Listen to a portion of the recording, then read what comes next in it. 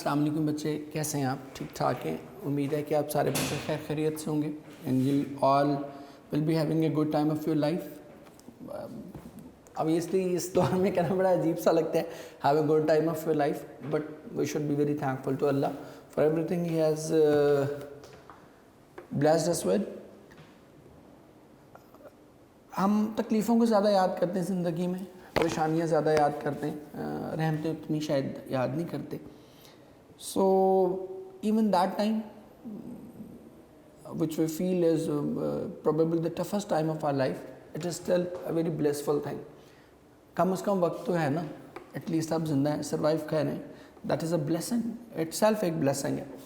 सो बजाय शिकवे शिकायत करने के कोशिश करें, be thankful for what you have.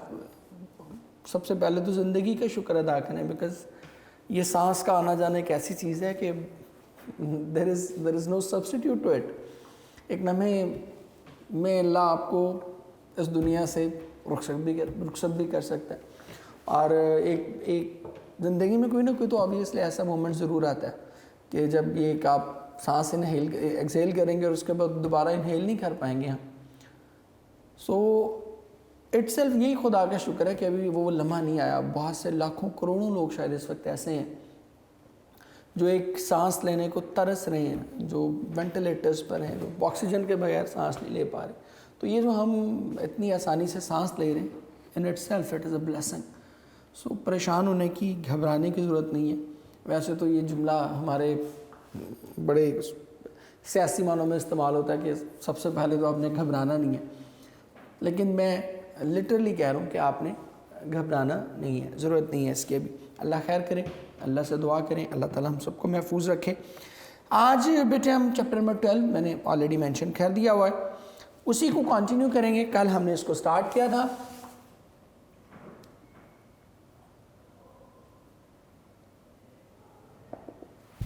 Synonyms हैं, देन ग्रामर है, और फिर इसके कुछ क्वेश्चंस हैं जो आपको आ सकते हैं। In 1913, Chips had bronchitis and was off duty for nearly the whole of the winter term. कि 1913 में चिप्स को ब्रोंकाइटिस, दमे की शिकायत हुई और वो सर्दियों का तकरीबन सारा तालीमी दौरानिया छुट्टी पर रहा। It was that which made him decide to resign that summer. कहते कि यही वो चीज़ थी जिसने उसे इन गर्मियों में इस्तीफ़ा देने पर मजबूर किया। Made him decide, इसको हाईलाइट कर लें।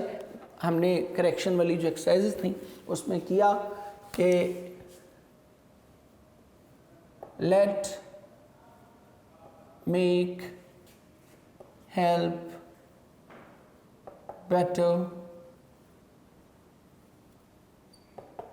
had better, dare not,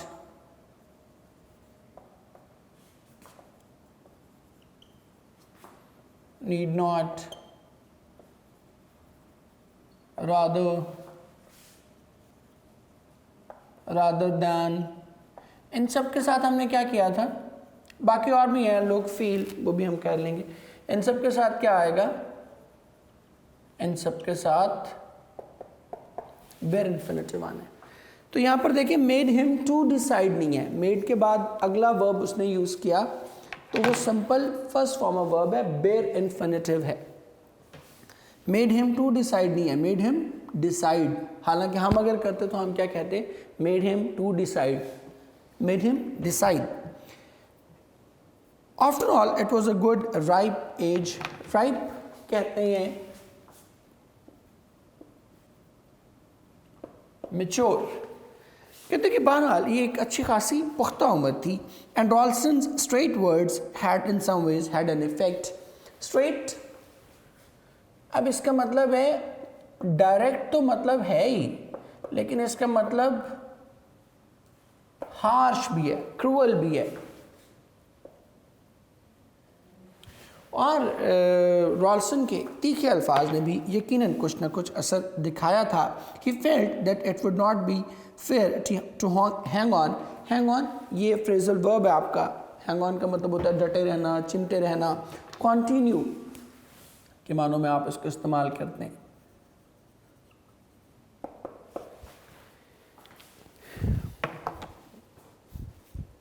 He felt that it would be unfair to hang on if he could not decently do his job. उसने सोचा कि अपनी नौकरी से चिमटे रहना दुरुस्त नहीं है अगर वो इसे मुनासिब तौर पर अंजाम न दे सके। Besides, इसके अलावा he would not sever himself completely. Sever कहते हैं detach, अलग कर लेना। और beside भी देख लें, ये दो वर्ड हैं। Besides आप पढ़ चुके हैं वैसे इसको, ये होता है साथ किसी चीज़ के, और ये होता है, इसका मतलब होता है अलावा, सिवाय। ये दो डिफरेंट मीनिंग्स में इस्तेमाल होते हैं। Besides, he would not sever himself completely, कहते हैं, और दूसरी बात ये कि वो खुद को मुकम्मल तौर पर ब्रुकफील्ड से जुदा नहीं करेगा। He would take rooms across the road with the excellent Mrs. Wickett, कहते हैं कि वो सड़क के उस पार एक बेहतरीन खातून मिसेस विकेट के यहाँ कमरे किराए पर ले लेगा। Who had once been linen room maid, जो कि किसी दौर में लिनन रूम की खादिमा हुआ करती थी। He could visit the school whenever he wanted, कहते हैं कि वो जब चाहेगा स्कूल का दौरा कर लिया करेगा। And could still in a sense remain a part of it, और यकीनन एक तरह से इसका हिस्सा रह सकेगा। अब इसमें एक ही बुनियादी क्वेश्चन आता है आपको,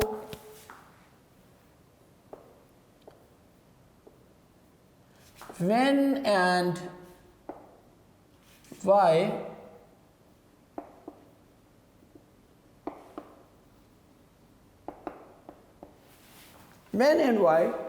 did Chips retire? इसमें ब्रोंकाइटिस का जिक्र भी आ जाता है, बाकी सारी चीज़ें भी आ जाती है। रीज़न जब आप उसकी देंगे तो ये बेसिकली एक ही क्वेश्चन बनता है। उसकी रीज़न्स आप दे देंगे कि ब्रोंकाइटिस हो गया था, छुट्टी पे रहना पड़ा, and he felt that he could not do his job well, और ये सारी चीज़ें आप उसमें एडअप कर देंगे। And that final end of the term dinner, और फिर तालीमी दौरान के अख्ताम पर होने वाले उस इशाइये में इन जुलाई 1913, जुलाई 1913 में chips received his farewell presentations and made a speech. Presentations कहते हैं gifts.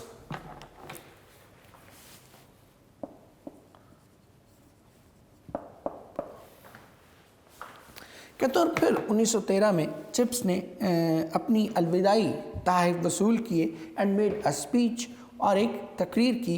It was not a very long speech, कहते ये बहुत ज़्यादा तवील तकरीर नहीं थी, but it had a good many jokes in it, लेकिन इसके अंदर ख़ासे लताइफ मौजूद थे। And was made twice as long perhaps by the laughter, और शायद ये बार बार लगने वाले उन कहकों की वजह से इसकी तवालत दुगनी हो गई। That impeded its progress। impeded कहते हैं,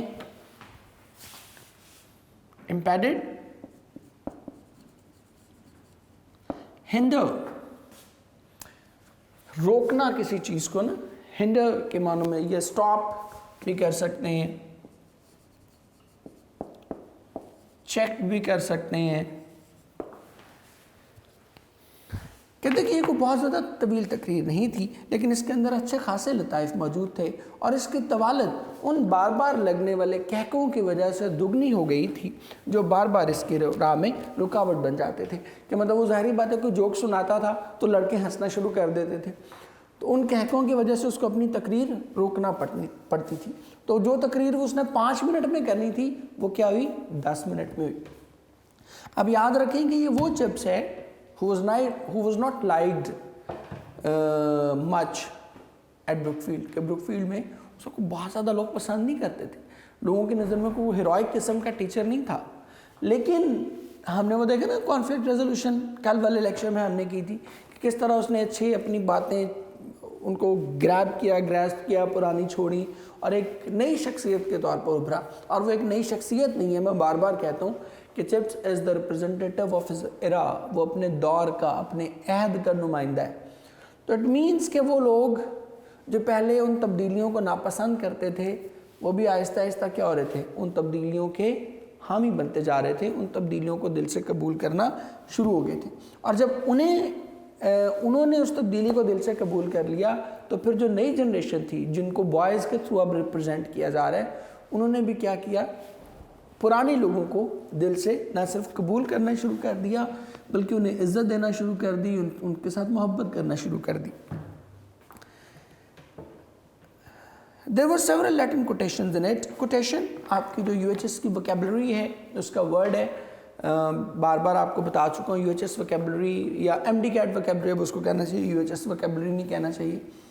MD-CAT की जो vocabulary है वो बेसिकली स्पेसिफिक वर्ड्स हैं जो आपको MD-CAT के टेस्ट में आते हैं, जिनके सिनोनिम्स और एंटोनिम्स आपको याद होने चाहिए। ठीक है, तो ये कोटेशंस उनमें शामिल है और इसको मैं थोड़ा आप लोगों के लिए एक्सप्लेन कर देता हूँ। दो तरह के इसके मीनिंग है कोटेशन के। एक तो इसका मीनिंग है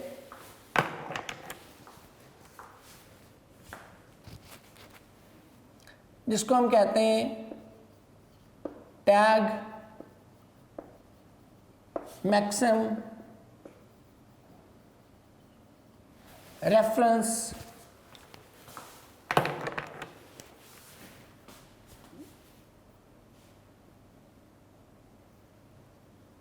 सेइंग।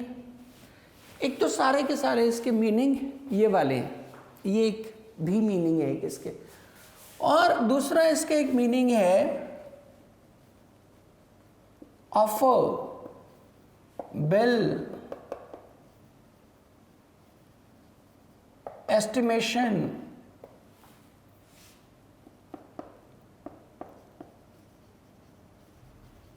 इवैल्यूएशन। ये कौन सी कोटेशन है? जब आप कोई काम करवाना होता है ना, खासतौर पर कोई किसी बड़े इदारे में हुकूमती सतह पर कोई काम आपको करवाना होता है तो आप स्ट्रेट अवे ये नहीं करते कि बस ये और ये काम कर दो। आप पहले उससे एक आइडिया लेते हैं, एक एस्टिमेटेड कॉस्ट लेते हैं कि ये काम है जी, आप बताएं, आप हमें कोटेशन दें कि आप ये काम कितने में कर देंगे, एक ऑफ़र दें कि आप ये काम कितने पैसों में कर सकते हैं। तो वो जो ऑफ़र आती है, वो जो पेशकश आपको होती है, उसको हम कोटेशन कहते हैं। लेकिन यहाँ पर ये वही सेइंग, मैक्सिम, रेफरेंस, एक और भी इसके लिए आप इस्तेमाल करते हैं टैग्स, उस कॉन्टेक्स्ट में इसको इस्तेमाल किया गया। There were several Latin quotations in it। कहते कि इसके अंदर बहुत सी लातीनी ज़ुबान के अक़वाल शामिल थे, as well as a reference to the captain of the school, और स्कूल के क्रिकेट के कप्तान का भी तस्करा था। who Chip said had been guilty of exaggeration। exaggeration कहते हैं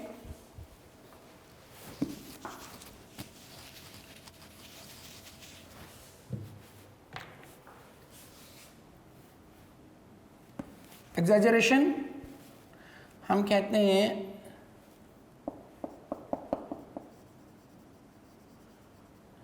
एक्सटेंशन को या ओवर स्टेटमेंट, बहुत किसी चीज़ को बढ़ा चढ़ा कर पेश करना, जिसके बारे में चिप्स का ख्याल था कि वो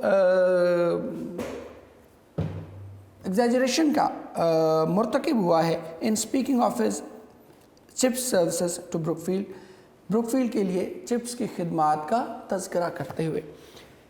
ठीक है, वैसे एग्जैजरेशन का मतलब मैं आपको लिख देता हूँ, उर्दू में एग्जैजरेशन का मतलब होता है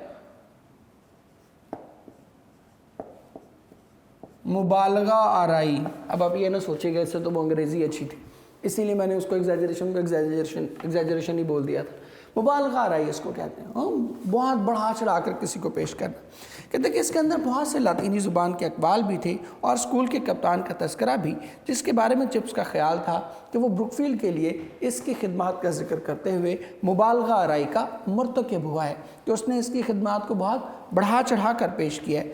but then he comes of an exaggerating family. लेकिन कहते हैं कि उसका कसूर नहीं है, वो एक ऐसे ख़ानदान से ताल्लुक़ रखता है जहाँ मुबालगा आम है। I gave him 1 mark. कहते हैं कि मैंने I remember once having to thrash his father for it. Thrash कहते हैं पनिश, बीट, लैश भी करते हैं इसको। कहते हैं कि मुझे याद है कि मैंने एक बार इसी मुबालगा आराई की वजह बात को बढ़ा चढ़ा कर पेश करने की वजह से इसके बाप की पिटाई की थी। आई गेव हिम 1 मार्क, मैंने उसे 1 नंबर दिया फॉर अ लैटिन ट्रांसलेशन, लातीनी ज़ुबान के तर्जमे में। And he exaggerated the 1 into 7, और उसने इस 1 को बढ़ाकर 7 कर दिया। Roars of laughter and tumultuous cheers, tumultuous कहते हैं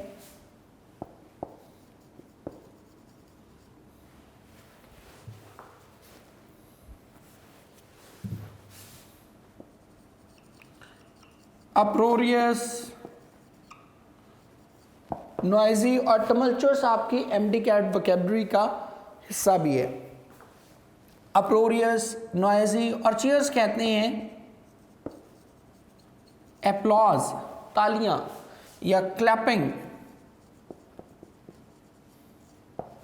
कहते हैं कहकों की गूंज और जोरदार तालियां। अब ये उसने उसको एक जुगत मारी है। कहते हैं कि ये ख़ानदान कैसा है कि बात को बढ़ा चढ़ा कर पेश करते हैं। मैंने इसके बाप को 1 नंबर दिया था और उसने इस 1 नंबर को बढ़ाकर 7 नंबर कर दिए थे।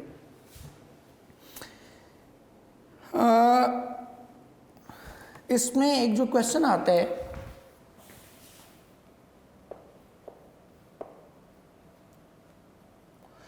who came of an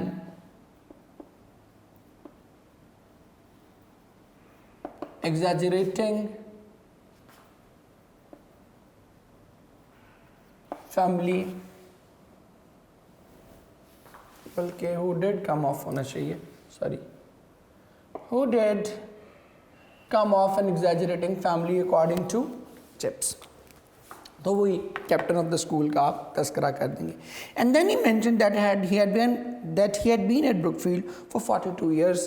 कहते और फिर उसने इस बात का तस्करा किया कि वो 42 साल से ही ब्रुकफील्ड में है। एट ब्रुकफील्ड, इसको ज़रा देख लें, मैं बार बार आपको कह रहा हूँ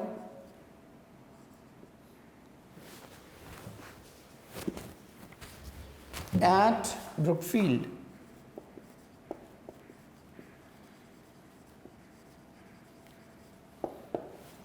स्पेसिफिक बिल्डिंग्स के साथ हम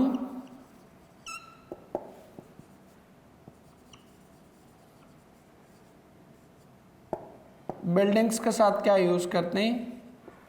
एट यूज करते हैं। एंड देन ही मेंशन, और फिर उसने इस बात का तस्करा किया that he had been at Brookfield for 42 years, कि उसे ब्रुकफील्ड में 42 साल हो गए हैं। And that he had been very happy there, और वो यहाँ बहुत खुश है। It has been my life, ये मेरी ज़िंदगी है। ही सेड सिंपली, कहते उसने कहा कि बस मैं तो सीधी बात करूं कि ब्रुकफील्ड मेरी ज़िंदगी है। आगे उसने ये एक लैटिन कोटेशन दी है, इसका मतलब है कि bring me the years of Jupiter. अब जुपिटर आपको पता है कि सबसे बड़ा सितारा है, और इसका जो साल है वो उसी हिसाब से फिर उसकी जो लाइफ है वो ज़मीन से डिफरेंट है। तो इसलिए कहते हैं कि ज़मीन का साल मुझे काफ़ी नहीं है, ज़मीन की ज़िंदगी मुझे काफ़ी नहीं है, मुझे तो जुपिटर की ज़िंदगी ला के दो ताकि मैं ब्रुकफील्ड में अपना और मज़ीद इसको इंजॉय कर सकूँ। उफ, I need not of course translated, कहते कि यकीनन मुझे इसका तर्जुमा करने की ज़रूरत नहीं है। मच लॉफ्टर, बेशुमार कह के। अब नीड नॉट मैंने आपको ऑलरेडी बताया कि नीड नॉट के बाद क्या आना है? बेयर इन्फिनेटिव आना है। नीड नॉट टू ट्रांसलेट नहीं आया, नीड नॉट ट्रांसलेट। तो इसको साथ साथ हम इसी तरह करते जाएंगे ताकि चीज़ें याद होती जाएं आपको। I remember lots of changes at Brookfield, कहते हैं कि मुझे ब्रुकफील्ड में बेपनाह तब्दीलियाँ याद हैं। I remember of the first bicycle, मुझे वो पहली बाइसिकल भी याद है। I remember when there was no gas और इलेक्ट्रिक लाइट, कहते कि मुझे याद है कि जब कोई गैस या बरकी रोशनी नहीं हुआ करती थी। And we used to have a member of the domestic staff called a lamp boy, और हमारे डोमेस्टिक स्टाफ कहते हैं परमानेंट स्टाफ जो वहीं रहता है उसको डोमेस्टिक स्टाफ कहते हैं। और हमारे रिहायशी स्टाफ का एक लड़का हुआ करता था जिसे हम लैम्प बॉय कहते थे। He did nothing else but clean and trim He did nothing else but clean and trim and light lamps throughout the school. कहते कि वो कुछ भी नहीं किया करता था सिवाय इसके कि लैम्प्स को साफ़ किया करता, उनकी बत्तियों को तराशा करता और शाम के वक्त उन्हें जलाया करता था. I remember when there was a hard frost. कहते कि मुझे वो वक्त भी याद है. फ्रॉस्ट कहते हैं स्नोफॉल. कहते कि जब बहुत शदीद बर्फ़बारी हुई थी, that lasted for 7 weeks in the winter term, जो सर्दियों में तकरीबन 7 हफ्ते तक जारी रही थी. There were no games. कहते कि उन दिनों कोई खेलें नहीं खेली गई थी. And the whole school learn to skate on the fens. Fens कहते हैं मार्शी एरियाज, दलदली इलाके, और पूरे स्कूल ने दलदली इलाकों पर स्केटिंग करना सीखी थी. ठीक है, अब ये बड़ी ही एक दिलचस्प बात है, क्योंकि दलदल आपको पता है कि आप उस पर पाँव रखते हैं तो आप नीचे धंस जाते हैं. मुझे उसका शेर भी बड़ा अच्छा लगता है. सलमान अहमद हैं एक शायर हमारे, इंडियन है गालमन. वो कहते हैं कि ये क्या कि सूरज पे घर बनाना और उस पर छाँव तलाश करना. ये क्या कि सूरज पे घर बनाना और उस पे छाँव तलाश करना, कदम भी रखना तो दलदलों पे, फिर अपने पाँव तलाश करना. तो वो फिर दलदलों पे तो खड़ा भी नहीं हुआ जा सकता, और वो क्या कह रहे हैं, वो उस पर स्केटिंग कर रहे हैं. 1880 समथिंग दैट वाज, कहते कि मेरा ख्याल में ये 1880 का वक्त था. आई remember when 2/3 of the school went down with German measles. Went down बीमार पड़ जाना, वेंट इल. कहते कि मुझे वो वक्त भी याद है जब 2/3 के करीब स्कूल के बच्चे जर्मन मीजल्स के हाथों बीमार हो गए थे. And big hall was turn into hospital ward, और इस बड़े हॉल को हॉस्पिटल के वार्ड में तब्दील कर दिया गया था. टेक्स्ट का बेटे हम इतना ही पढ़ेंगे. अब हम ज़रा देखते हैं अपनी साथ साथ मेरी कोशिश होगी कि प्रपोजिशन की एक्सरसाइज आपको करवाता जाऊँ. कल हमने परसों 12 कर ली थी, अब उससे ऑनवर्ड देखते हैं आगे. इसमें ये जो हमने पोर्शन पढ़ा, इसमें ऐसा कोई क्वेश्चंस नहीं है. ठीक है, आगे फिर जब हम चलेंगे तो उसमें 1-2 क्वेश्चन साथ लिंक करके पैराग्राफ कंप्लीट होगा, तो कल इकट्ठे इसको देख लेंगे. अगर मैं एक्सेस प्रपोजिशन है ये,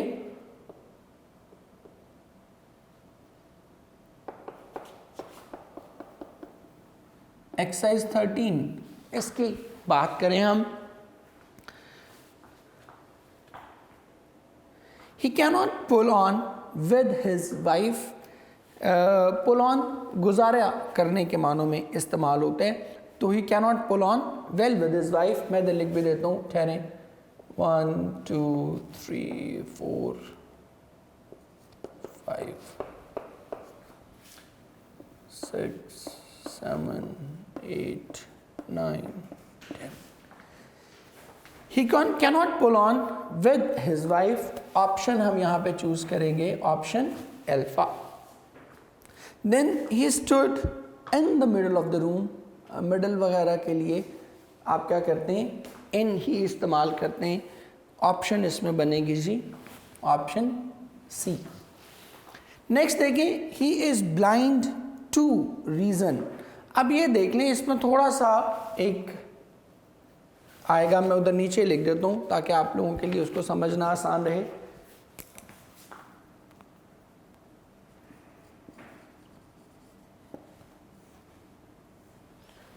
ब्लाइंड, एक तो ब्लाइंड होता है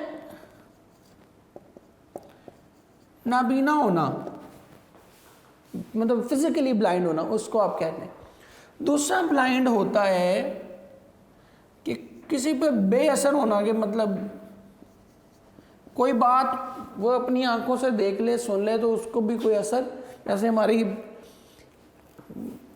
एक एग्जाम्पल मुझे याद है, हमारी माएँ कॉमनली नई नई शादी करें ना, बच्चों की, बेटे की शादी कर दी, तो जाहिर बात है उसके बाद वो अपनी मिसेस के साथ थोड़ी उसकी एक अटैचमेंट डेवलप हो जाती है, या जाहिर बात है एक नया फैमिली मेम्बर आता है तो उसको टाइम देना पड़ता है. तो माँ अक्सर एक कह रही होती है कि अन्ना ही हो गया, ठीक है, उसकी बीवी की मोहब्बत में अन्ना ही हो गया मेरा पुत्र. अब वो फिजिकली ब्लाइंड नहीं होता, वो क्या होता है कि उसको कुछ चीज़, उसकी कोई बुराई नज़र ही नहीं, कोई बात उसको पले ही नहीं पड़ी, समझ ही नहीं आ रही होती, ठीक है, बिल्कुल बेअसर उस पर हर चीज़ साबित हो, ये वाला ब्लाइंड जो है। तो अगर हम ये करेंगे नाबीना होने वाला, तो इसके साथ इस्तेमाल होगा blind in, he is blind in one eye. और अगर ये करेंगे तो इसके लिए होगा to, he is blind to reason. Reason का मतलब क्या है? लॉजिक, कि उस पर लॉजिक का कोई असर नहीं होता। तो ऑप्शन कौन सी चूज करेंगे जी? B, do not find fault with other person, beta. आगे देखिए जी, नंबर 5 पे Asim takes to his father. Takes to होता है किसी पर से बिल्कुल मिलना, टेक्स टू हिज फादर।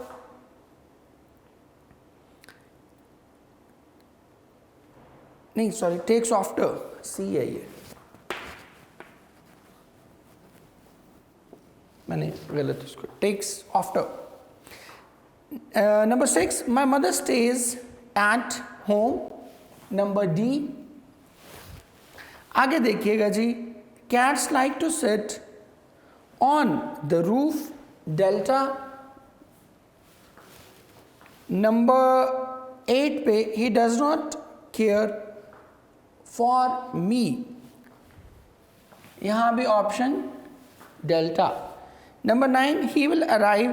अब हमने ये कल कर लिया था, टाइम ऑफ द क्लॉक के लिए एट आता है, लेकिन ये टाइम ऑफ द क्लॉक नहीं है, ये ड्यूरेशन है कि 1 घंटे में वो आ जाएगा।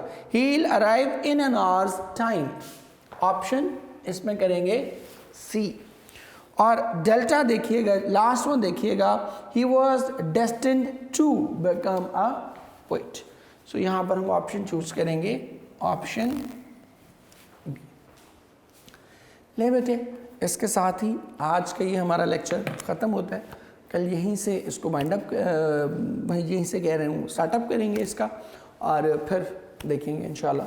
विल ट्राई कि कल हमारा ये लेक्चर चैप्टर जो है chapter 12 that is completed. Till then आप सब बच्चों के लिए बहुत सी दुआएं, जीते रहें, खुश रहें, अल्लाह हाफ़िज़।